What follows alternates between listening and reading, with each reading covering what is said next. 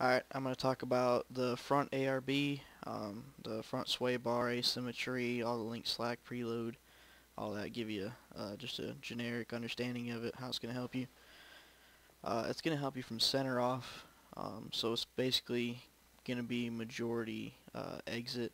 The asymmetry, I mean, it affects entry too, but you're really going to feel the differences on exit. One of the things is, say for asymmetry, I usually start off at 3 everywhere I go. If you have plenty of turn off, like you're having no problems from center off, but you're really having some problems on entry, you can go up on that asymmetry to say 5, and you have to press apply, and it's gonna change your link slack and everything.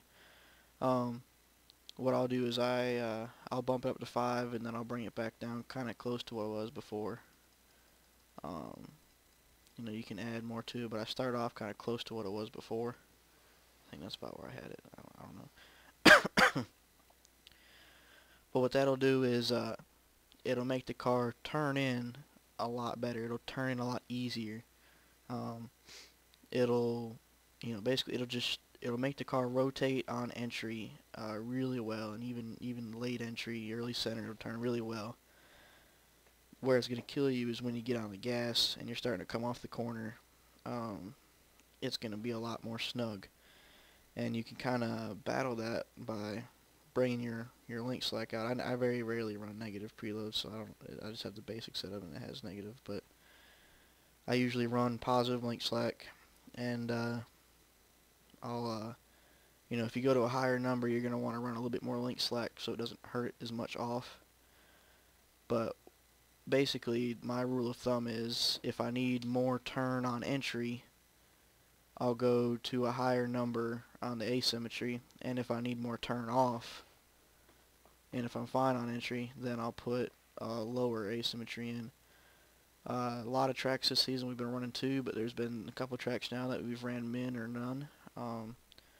The biggest thing is anytime you change that asymmetry, it's going to change your preload a ton.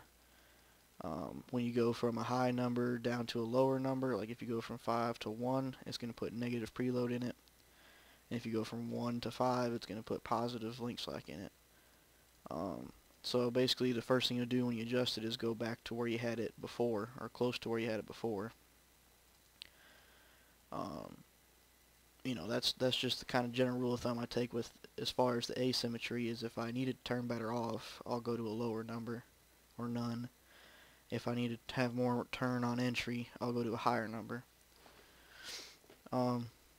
With this season, with running small springs, you're going to run a bigger front sway bar, and the front sway bar can be pretty tricky. I always start off at 2 3/4. I don't think you can go any bigger. What that's going to do is it's going to keep that left front and right front level. The thicker it is, the more it's going to keep that nose level. Like when the left front compresses, it's going to compress the right front as well, or if the right front compresses, it's going to compress the left front as well. So the stiffer it is, the more pressure is going to apply on the other side of the suspension. If you're putting all your pressure on the right front, a bigger front sway bar is going to pull up that left front and put that left front down on the ground. The way that I adjust the front sway bar is I'll start off at a big one here, and on exit, if I'm tight on exit, I'll put a smaller bar in it. You can't necessarily go by that rule of thumb all the time because you can go too small. But the general rule of thumb is a smaller front sway bar is going to let the car turn better from center off, like on exit. But if you go too small, then that left front is going to want to be lifting up, and when you have the left front lifting up, it's gonna actually make the car tighter because it's wanting to drive more on 3 wheels instead of 4. So if you go down, if you say you start off at 2 3/4 and you go down, it helps it go down one more click and it turns really good, and then all of a sudden you go down one more and all of a sudden it feels like you got tighter. Then you're just gonna go back to what you had at before. But the general rule of thumb with the small springs is you're going to run a big sway bar. It could be a lot of different sizes. I know in the B car and trucks we run much smaller than that, but still kind of big. We never really go below 2. But in the A car this season, for us personally, on all our setups, we have pretty big front sway bars in it to kind of keep that left front down on the ground, especially at like Motegi and things like that. And I know Pocono next week, you're going to want a pretty big front sway bar to keep that left front on the ground, to keep it turning those flat turns. I never run a solid bar. The difference between them is the chain is going to allow the suspension to soak up the bumps a little bit better. Some people say you use a solid at smooth tracks, but I personally I never use a solid. I'm not saying that it's not a good thing to run a solid. You can run it at smooth tracks, but I personally always use a chain. Um, what it's going to do is when you're in the corner and that suspension's kind of down and you hit a bump, one tire can kind of soak up that bump and it's not going to affect the other side and kind of throw you off. That's the advantage to using chain. Whereas if you had a solid, you hit every bump you hit is going to change the like it's going to affect both the right front and the left front, not just one side. Link slack, I use it quite a bit. Link slack is basically the opposite of preload. If you're in the positive for link slack, you're going to have zero preload unless you have a solid bar. Then it's going to be positive preload, and you can only put like 20-30 pounds of positive preload. So that's one of the reasons why I don't use a solid either. But what you can do is, if you're struggling from center off, you can add more link slack, and that's going to help the car turn from the center off.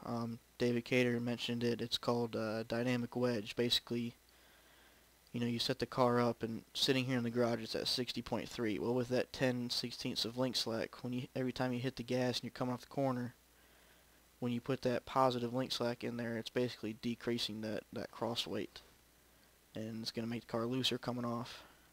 That's a very valuable tool. I use the link slack quite a bit. If you run into problems, I do it quite a bit on the truck and on the Nationwide. But if you if you have the setup feeling really good, but you're just struggling a little bit with that loose off, I mean, it's turning really good. It's not a push loose. It's just a little bit loose.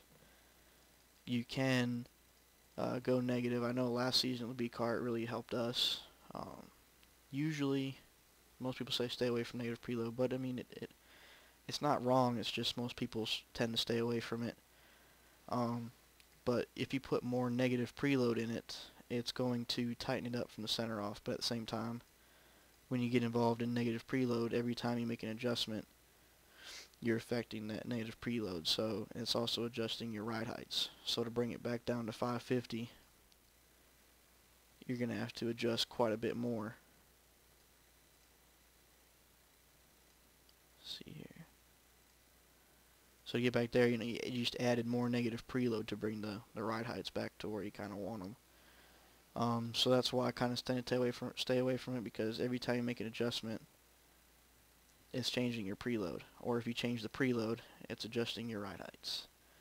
Whereas if you stay with positive preload, it's always going to be the same ride heights. So if you make an adjustment, it may adjust your link slack, but you can adjust it back without adjusting your ride heights. So that's pretty much what I do. Some people say always disconnect the sway bar.